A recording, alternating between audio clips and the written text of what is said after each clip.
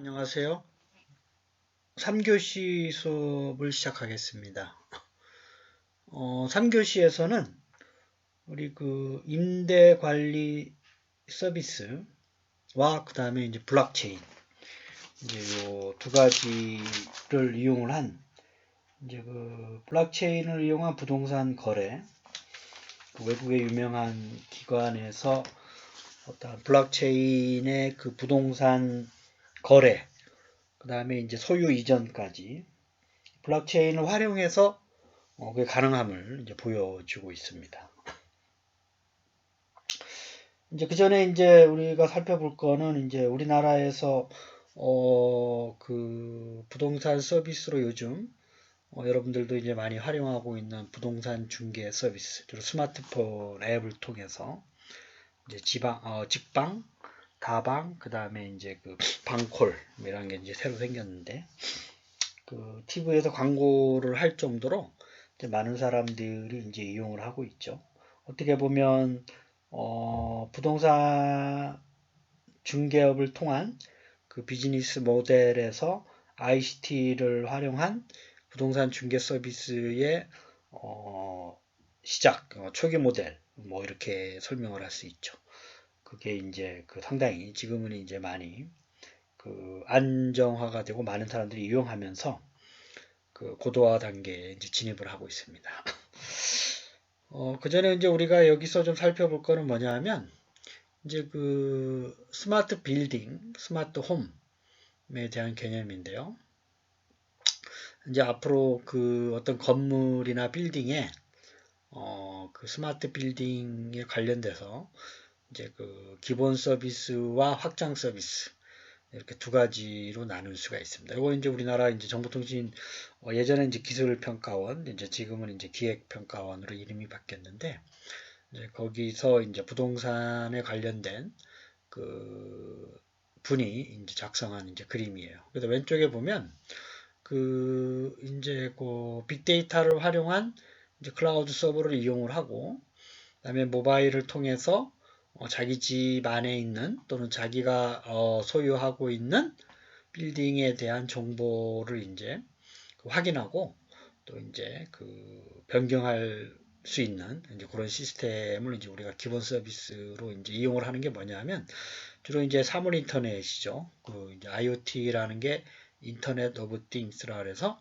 사물 인터넷이 이제 다 되고 그다음에 센서죠. 그다음에 LED 장비죠.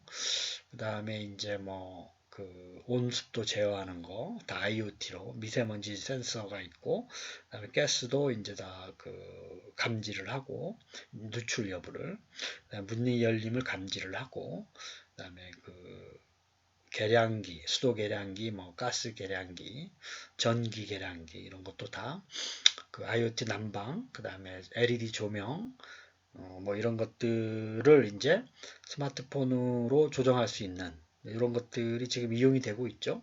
그래서 이제 집안에는 이제 IoT 허브라는 게 그 여러분들이 이제 그 요 인터넷 TV 옆에 보면 이제 그 같이 이제 그 기능을 하는 이제 장비가 이제 IoT 허브라 그래요. 그래서 모든 집안에 있는 이러한 센서들을 이제 클라우드 서버랑 연결해주는 중개 역할을 해주는 그런 장비입니다. 그래서 쉽게 얘기하면 예를 들어서 모바일로 내가 이제 지금 들어가는데 좀 시원하게 하고 싶다. 스마트폰으로 조정을 해서 에어컨을 튼다든지 불을 켜놓는다든지 또 집안에 누가 이제 그 문을 열려고 하는 게 있다. 그러면 이제 그 IoT 문 열림 감지 센서가 허브를 통해서 그 클라우드 서버를 거쳐서 또 모바일로 나의 휴대폰으로 알려주고 그렇죠?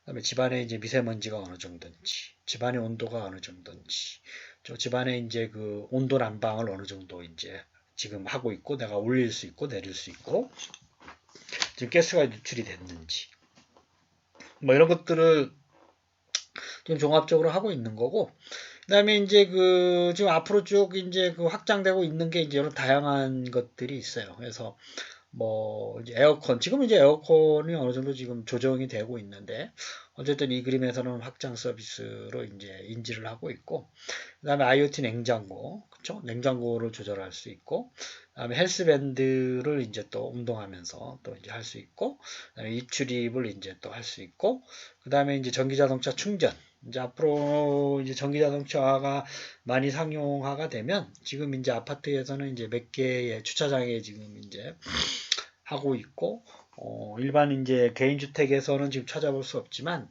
이제 개인주택에 이제 전기차 충전을 할 수 있는 IoT 시설이 또 이용이 될 것이다. 뭐 이렇게 이제 예측을 하고 있어요.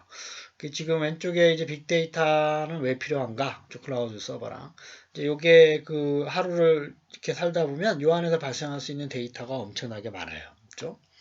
그래서 뭐 예를 들면 이제 미세먼지 발생량, 그죠? 그다음에 이제 뭐 요 가구의 이제 하루 동안의 온도 조절 변화량, 그죠? 그다음에 가스 누출 여부, 그죠? 그다음에 이제 수도 검침량, 그죠? 이런 것들을 다 그 빅데이터의 클라우드 서버를 통해서 빅데이터로 넘겨주면 이제 공공 데이터로 활용을 할 수 있고 그래서 이제 현황 분석이라든지 뭐 그 정책을 발굴한다든지 할 때 상당히 중요한 자료로 쓸 수가 있다 뭐 이렇게 생각을 할 수가 있는 거죠. 그죠? 그다음에 이제 또 전기차 충전 같은 경우 가장 시급한 게 이제 충전하는 거인데 그 가구당 이제 하루에 몇 밀리와트의 이제 에너지를 쓰는가 뭐 이런 거 가지고 이제 저 에너지에 관련된 정책을 또 만들 수 있는 그렇게 하기 위해서 이제 우리가 빅데이터가 항상 필요하고 유용하게 쓸 수가 있다 이렇게 생각을 하시면 되겠습니다. 오른쪽에 있는 그림도 이제 똑같은 그 거기서 나온 이제 그림인데요. 이제 그 다양한 그 빅데이터를 분석을 해서 뭘 하고자 하는 거냐, 그죠? 이제 우리가 처음에 이제 개인정보 보안과 관련된 걸 이제 좀 처리를 하고, 그다음에 데이터 수집, 그다음에 이제 클라우드 서버를 이용을 하고, 그다음에 이제 이걸 이제 대시보드 형태, 보기 좋게 이제, 그다음에 이제 어떤 그 소유자들의 서치 엔진 우리가 검색을 이제 하는 이제 그 기능 서비스의 기초 자료로 또 제공을 할 수 있다. 뭐 이제 왼쪽에 보면 다양한 그 어떤 집안에서 발생할 수 있는 데이터의 수집 조건들이 많죠. 아까도 얘기했지만 EV라는 게 일렉트로닉 비이클, 우리가 이제 전기차 그래서 이제 그 보통 이제 자동차를 비이클이라고도 얘기합니다. 그래서 일렉트로닉 비이클 EV. 그래서 하루 동안 이제 이 가구 이 아파트에서 이제 얼마나 많은 전기 에너지를 쓰느냐 자동차 때문에 그 다음에 이제 그 얼마나 그 많은 조명을 쓰느냐. 그 다음에 또 얼마나 많은 이산화탄소를 발생을 시키느냐. 그죠? 그 다음에 하루에 조명을 온오프를 몇 번 하느냐. 하루에 전기량은 얼마 쓰느냐. 그렇죠? 그다음에 그 집안에 이제 미세먼지가 어느 정도 이런 것들을 다 종합적으로 해서 분석을 해서 활용을 할 수 있는 게 이제 요 세 가지 서비스로 이제 보는 거예요. 그렇죠? 첫 번째가 에너지 절감 서비스, 두 번째가 환경 케어 서비스, 세 번째가 예측 관리 서비스. 오른쪽에 있는 거죠. 그래서 이제 왼쪽에 있는 요 빅데이터를 활용해서 뭐 하려고 하는 거냐? 이 세 가지를 하려고 하는 거예요. 그렇죠? 보통 다른 것도 있지만 세 가지로 이제 요약을 하고 있어요, 이 사람이. 그래서 에너지 절감 서비스는 조명이나 난방 자동 조절을 할 때 쓰는 거죠, 앱으로. 에너지 사용 현황을 대시보드 형태로 그렇죠? 나타내고자 할 때 또 쓸 수가 있고 환경 케어에서는 지금 공기질이 어느 정도 되는지 그렇죠? 그쪽 지역에 이산화탄소가 많이 발생하고 있는데 왜 그럴까 분석하는데 또 사용될 수가 있죠. 그 다음에 이제 내부 외부 환경 분석을 통한 환기 추천 기능을 또 제공할 수가 있죠. 당신네 집이 지금 이산화탄소량이 좀 있다가 이제 좀 신체에 유해한 양까지 되는데 좀 문을 여세요. 라든지 뭐 환기를 좀 하세요. 그렇죠? 공기청정기를 좀 쓰세요. 뭐 이렇게 이제 추천할 수가 있다 이런 얘기죠. 그렇죠? 예측 관리 서비스는 이제 우리가 이제 그 전기 수요를 예측할 때 전기를 만들기 위한 에너지를 어느 정도 앞으로 연차적으로 그 만들어내야 되는지 이제 국가에서 해야 될 일이죠.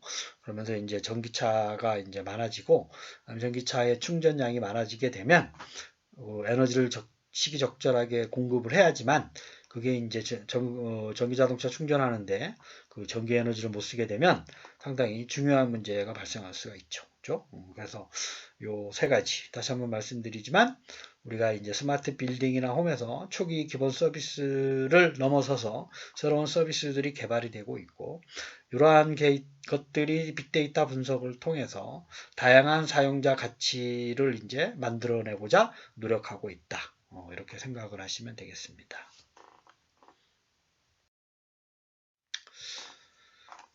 이제 요 그림은 이제 예전에 KT에서 좀 만들어서 많은 사람들이 이제 스마트 시티 또 스마트 홈, 그다음에 예전에는 이제 홈 네트워크라는 말도 좀 많이 썼었어요. 그죠? IoT 나오기 이전부터 홈 네트워크, 뭐 USN이나 뭐 센서나 뭐 기타 NFC나 뭐 블루투스 이런 걸 활용해 가지고 단거리에서 홈 네트워크로 구성을 해서 지금 쉽게 얘기하면 이제 핸드폰으로 TV를 조절한다든지 하는 게 다 홈 네트워크죠. 스마트폰으로 에어컨을 이제 조절한다든지, 이런 게 가능하게 하는 통신 방법들이 예전에 많이 좀 이제 논의가 됐었어요. 그때 이제 홈 네트워크에서 활용할 수 있는 방안들을 이제 만들 때 홈 네트워크 중앙 시스템에서 다루고 있는 어떠한 기능들, 서비스들, 이렇게 얘기를 했었어요. 이 그림을 보고. 그래서 이제 여기서는 이제 네 가지를 이제 정리를, 큰 그림 안에서 정리를 하고 있어요. 첫 번째는 안전한 삶. 왼쪽에 보면. 두 번째는 편리한 삶. 그다음에 세 번째는 건강한 삶. 그 다음에 네 번째는 신재생 에너지 삶. 뭐 이렇게. 이제 글씨가 좀 안 보이긴 하지만 여러분들 자세히 보면 이제 KT에서 이런 홈 네트워크 시스템을 이제 운영을 하려고 그래요. 홈 네트워크 종합 시스템. 그걸 뭐 하려고 하는 거냐? 이렇게 네 가지 삶을 보장을 하는 거죠. 그죠? 그래서 지금 뭐 다 설명하기 좀 그렇지만 예를 들어서 이 편리한 삶의 이제 두 번째, 왼쪽에서 두 번째 걸 보면 여섯 가지를 설명하고 있어요. 첫 번째는 뭐냐? 아래쪽에 제가 적어놨죠.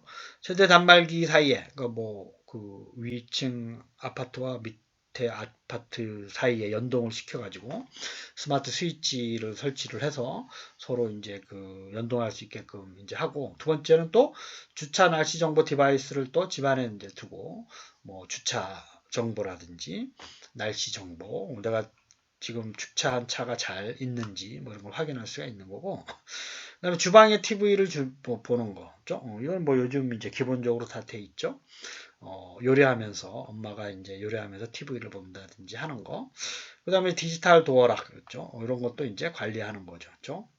어떤 새로운 스마트폰이나 아니면 다른 디바이스를 가지고, 그러니까 요거를 이제 아래에 보면 세대 단말기랑 다 연동이 이렇게 돼요. 단말기로 조정할 수 있는 가능한 것들을 다 연동을 시켜놨어요. 그러니까 여러분들이 아파트에 들어가 보면 이 단말기가 있는데, 요즘은 이제 거의 지능형 아파트들이 이런 것도 다 제어할 수 있게끔 이렇게 디바이스가 다 이제 연결이 돼 있어요. 그리고 이제 뭐 학습 및 예측 제어 센서, 그다음 음성 인식, 음성 인식 기본적으로 되죠.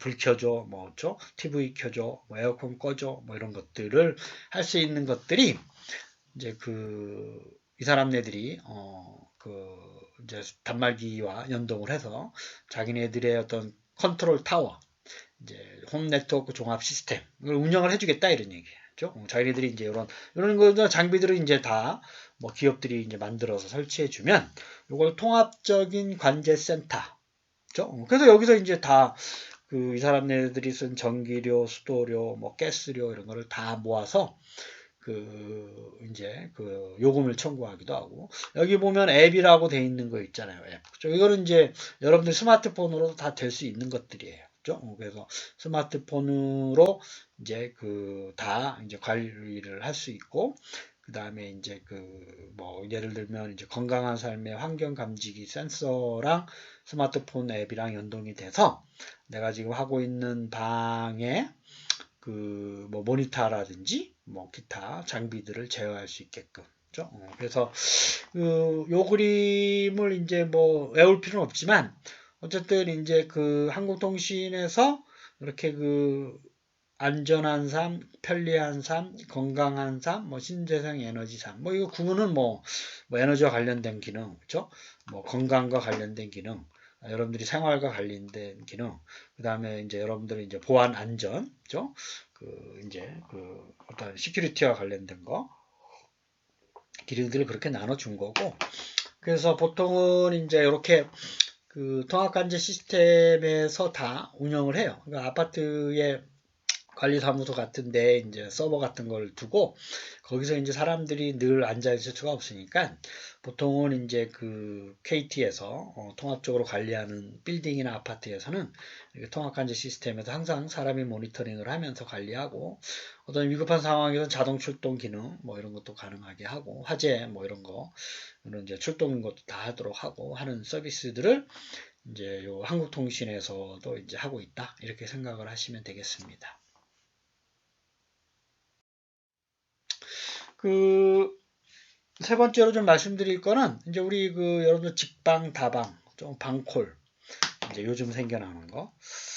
그 이제 직방이라는 게 먼저 좀 생겼죠. 이제 여러분들 아시다시피 그 이제 그 직방에 그에 이제 관련돼 있는 그 비즈니스 모델, 직방이라는 사람, 그러니까 직방을 운영하는 어떤 그 회사에서 어떻게 비즈니스를 창출하는가 이런 걸 얘기하는 거예요. 이제 비즈니스 모델이라는 개념도 상당히 중요한데 우리가 이제 가치 사슬에서도 이제 봤지만 그거는 이제 그 좀 위에 있는 그 숲을 좀 보는 거고 그 안에 있는 업자들이 어떻게 자기네들이 또 수익을 창출하느냐 이제 나무존을 좀 보는 거죠. 나무들을 좀 안에 이제 깊이 있게 좀 들어가서 그래서 이제 요 그 가운데 있는 게 이제 직방이에요. 직방 온라인 플랫폼 부동산 중개 서비스를 하고 있는 거예요. 이제 이런 것들이 예전에 없었죠. 바로 공인중개사를 통해서 소비자가 왔다 갔다 하고 그 이제 왼쪽 아래쪽 보면 이제 부동산을 갖고 있는 사람이에요. 팔려고 하는 사람. 쉽게 얘기하면 여러분들이 이제 아파트를 팔려고 한다. 여러분들 엄마 아빠가 그럼 엄마 아빠가 매도인이 되는 거고 그 이거 이제 공인중개사를 통할 수도 있지만 이제 그 부동산 매도인은 직방으로 바로 연결해서 이제 그 매물을 이제 줄 수도 있고 여기서는 공인중개사를 통해서 한 거네요. 그렇죠? 이게 이제 공인중개사 안 통해도 될 수 있게끔 돼 있는데 어쨌든 요 공인중개사를 통해서 하는 거예요. 그러니까 왼쪽 위에 있는 건 없어도 돼요, 사실은. 부동산 중개에서 이제 통하지 않고도 부동산을 여러분 갖고 있으면 직방에 회원 가입해서 뭐 요 돈을 내게 되면 근데 사실은 이제 월 16만 원, 32만 원은 이제 좀 비싸긴 하죠. 그렇죠? 그래서 이제 공인중개사가 아마도 이제 직방을 통해서 월 이제 이 정도 내고 이제 이제 부동산 매도인한테 받는 수수료를 대신에 이제 요 직방에서 좀 받는 거죠. 그래서 이제 그렇게 해서 한번 생각을 하시면 되겠어요. 그러니까 부동산 매도인이 바로 매물을 제공하는 게 아니라 요 매물을 공인중개사한테 그 정보를 제공하고 부동산 매도인에는 그 매물을 다시 온라인 플랫폼에 올리는 거죠. 공인중개사가 왼쪽 위에. 그 다음에 이제 그러면 이제 직방에서는 이제 매물을 받아서 이제 플랫폼에 올리고 그 소비자가 오른쪽에 이제 매물 정보를 받아서 정보를 줘야 하게 되죠. 그러면 이제 이 직방의 수익 모델은 뭐냐면 광고라는 거죠. 광고죠. 그래서 직방을 찾아오는 소비자들이 물론 이제 공인중개사도 찾아오고 뭐 부동산 매도인도 찾아오지만 주로 이제 소비자들이를 겨냥하는 거니까 소비자들이 들어올 때마다 직방에 있는 광고를 보는 거예요. 그러면 이제 광고주가 있겠죠. 여기서는 이제 광고주를 그림으로 표현 안 해놨지만 이제 뭐 그 해당되는 이제 뭐 그 삼성 TV 광고하는 사람들 여기서 이제 광고를 해주세요. 이러면 이제 이제 소비자가 원하는 TV를 이제 광고를 좀 한다 해주세요. 이러면 그 광고 수수료를 받아서 이 사람들이 뭐 어느 정도 이제 그 뭐 100이다 그러면 이제 60% 가져가고 나머지 이제 매물 광고 수수료를 이제 공인중개사에게 이제 갖다 내고 그다음에 부동산 매도인이 이제 그 매물 광고에 대한 수수료를 또 내죠. 그 광고에 대한 거를 그 매물에 대한 그 광고를 또 이제 내는 거예요. 그렇죠? 그래서 이제 위쪽에 있는 왼쪽 위에 있는 거는 이제 직방에서 하는 광고 수수료 플러스 부동산 매도인이 내는 그 매물에 대한 광고 이걸 포함하고 있는 거고 그다음에 이제 그 온라인 플랫폼에서는 이제 광고 수익료를 이게 다 준다는 건 아니죠. 요 직방에서 수익을 좀 가져가고 그래서 이제 그 부동산 매도인한테 부동산을 매도하는 사람에 대한 매물 정보를 또 보여주고 당신께 지금 어느 정도 매물이 지금 올라와 있다 이렇게 하는 거고 그 다음에 이제 어쨌든 요 소비자가 매물 정보를 보고 직방에 들어가서 정보를 조회해서 이제 결정하게 되면 여기에서는 이제 그 관련 뭐 계약이라 이런 것은 또 공인중개사나 매도인하고 통해서 그 이후에 이제 단계가 수행되는 거죠. 그래서 이제 그 예를 들면 오른쪽 아래에 있는 것처럼 직방 같은 경우 이제 월 16에서 32만 원. 이제 이거는 아파트 평수나 아니면 뭐 그 종류에 따라서 다 다르겠죠. 그래서 이제 그 뭐 원하는 거를 이제 오른쪽에 보면 20개 한 번에 20개를 동시에 등록할 수 있어요. 내가 갖고 있는 매물이 뭐 그 20개다 그러면 한 달에 20개 정도 올릴 수 있는 거예요. 그렇죠? 그 다음 달에 또 이제 판 거는 이제 내리고 올릴 수 있고 다방은 그보다 좀 싸죠. 66,000원에서 11만 원. 방콜이라는 거 하는 건 이제 또 이제 그 사이에 있는 금액을 형성하고 있고 요 세 개의 그 어떠한 온라인 플랫폼 서비스는 다 이제 장단점이 좀 있어요. 그래서 그 안에 들어가 보면 어떤 거는 이제 또 그 안에 있는 건물, 그 아파트 내부를 또 볼 수 있는 기능도 있고, 그걸 또 VR로 또 만들어 놓은 데도 있고, 그래서 이제 요게 새로운 어떠한 그 지금까지 없었던 이제 공인중개사, 요 중간에 있는 영역이 새로 생긴 거예요. 새로운 비즈니스가 창출이 된 거죠. 그렇죠?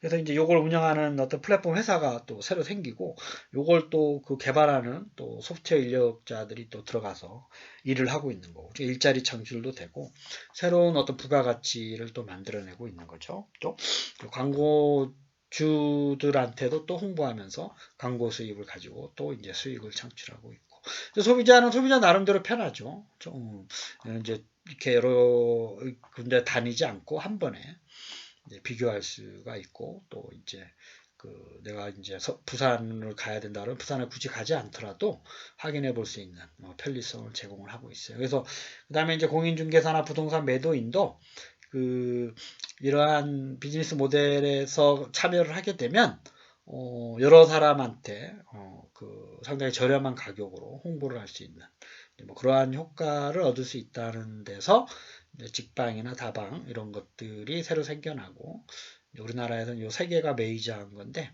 그래서 이제 이런 것들이 생겨나고 새로운 비즈니스가 활성화되고 있다 이렇게 생각을 하시면 되겠습니다. 그래서 이제 3교시의 네 번째 마지막으로 좀 보면 블록체인을 이제 우리가 1교시 때 좀 얘기했었죠. 갑자기 부동산에 블록체인이 왜 들어오냐. 그래서 이 크로마웨이라는 회사에서 만든 거예요. 그러니까 여기서 보면 블록체인이 다양한 분야에 활용될 수가 있는데 여러분들이 알기에 어떤 금융이나 뭐 그 재정 어떤 그런 거, 그렇죠? 그런 거에만 쓸 수 있다라고 생각하시는 학생들이 많은데 이게 상당한 영역에 이제 확장을 할 수 있어요. 특히 이제 유통이나 물류 쪽에 지금 강하게 지금 새로운 물류 회사들이 생겨나면서 블록체인을 활용한 유통 물류 산업의 효율화 이런 거를 지금 추구하고 있고 이제 부동산에서는 이제 지금 이제 쓰고 있지는 않은 거예요. 이제 다양한 이제 그 전에 이제 다른 뭐 영역에서 특히 이제 게임 영역이라든지 금융, 유통 물류 산업에서 이제 지금 많이 좀 이제 활성화가 되고 있고 프로테크 분야에서는 이제 지금 초기 단계로 얘기를 하고 있어요. 여기서는 이제 총 15개 단계로 이루어져 있어요. 그래서 좀 보면 뭐 어렵지 않아요. 그 판매자라고 하는 게 있고 부동산 등록 관리 기관이라는 게 있고 중개하는 사람이 관련돼 있고 또 이제 파는 사람, 부동산을 파는 사람, 부동산을 사는 사람, 그 다음에 이제 판매자와 이제 매수자 사는 사람, 은행이 있을 것이고, 그 다음에 이제 부동산 등록 관리 기관은 어떤 부동산의 소유에 대한 걸 바꿔주는 역할을 하는 거예요. 그래서 첫 번째 보면 내가 이제 뭐 판매자가 지금 뭐 부동산 아파트를 팔려고 해요. 블록체인에 가입을 하고 우리가 이제 블록체인이라는 게 상당히 지금 많은 회사들이 있죠. 이제 그 블록체인을 이제 회원 가입을 해서 어느 뭐가 됐든지 간에 그 참여를 하고 그 다음에 이제 그 내가 갖고 있는 거에 대해서 중개인이 이게 부동산 중개인이 될 수도 있지만 제가 보기엔 그 새로운 어떠한 부동산 블록체인의 중개를 담당할 새로운 플랫폼을 소유한 업자들이 생겨날 거라고 저는 생각을 해요. 이제 부동산 중개업자들이 물론 이게 이 역할을 할 수도 있지만 제 생각은 이제 요게 활성화가 되면 요 중개를 담당하는 플랫폼을 운영하는 새로운 그 온라인 상에서의 프랍테크 중개인이 저는 생겨날 거라고 저는 봅니다. 여러분 중에도 요거에 관심이 있으면 여러분 중에 창업을 하면 저는 이제 앞으로 상당히 그 중요한 역할을 할 거라고 저는 생각을 해요. 그러니까 오프라인의 부동산 중개업이 이제 자꾸 사라지고 있잖아요. 그렇죠?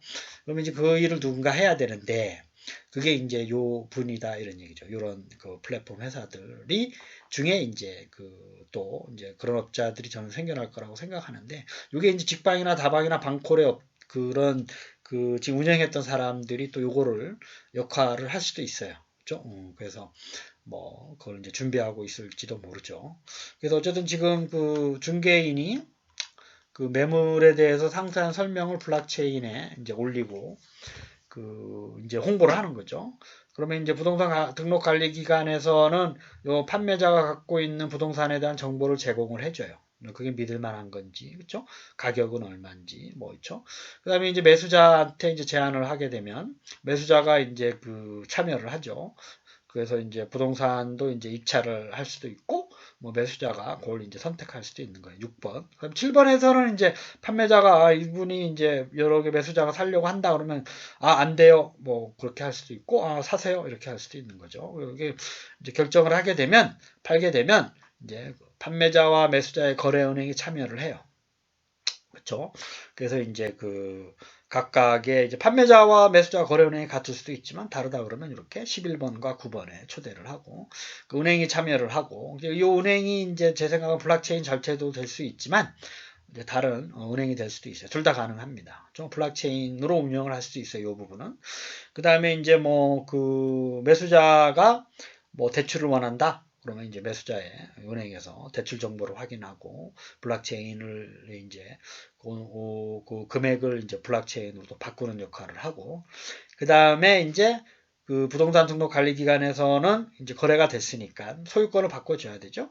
그래서 이제 소유권을 이제 확인하고 그 중개인이 요 소유권에 대한 지정의 업무를 담당을 해요. 그렇죠? 그래서 확인 후 소유권을 이전한다. 그렇죠? 그래서 이제 보면 중개인이 반드시 들어간다는 걸 주의하세요. 여전히 블록체인에서도 오프라인 상에서의 부동산 중개업자가 하는 일은 여전히 필요할 수가 있죠. 물론 이제 판매자와 이게 좀 어느 정도 고도화 단계에 가면 이게 판매자와 매수자가 할 수도 있지만 요거에 대한 두 개 사이의 거래에 대한 어떠한 그 매물 설명이라든지 소유권 지정에 대해서는 판매자나 매수자가 그런 권한이나 그 기능적 요소를 갖고 있지 않기 때문에 요거를 블록체인 상에서 부동산 거래의 신뢰성을 확보하기 위한 매개 역할을 하는 게, 즉 오프라인에서의 부동산 중개업자들이 하고 있는 일을 누군가는 해줘야 돼요. 그렇죠?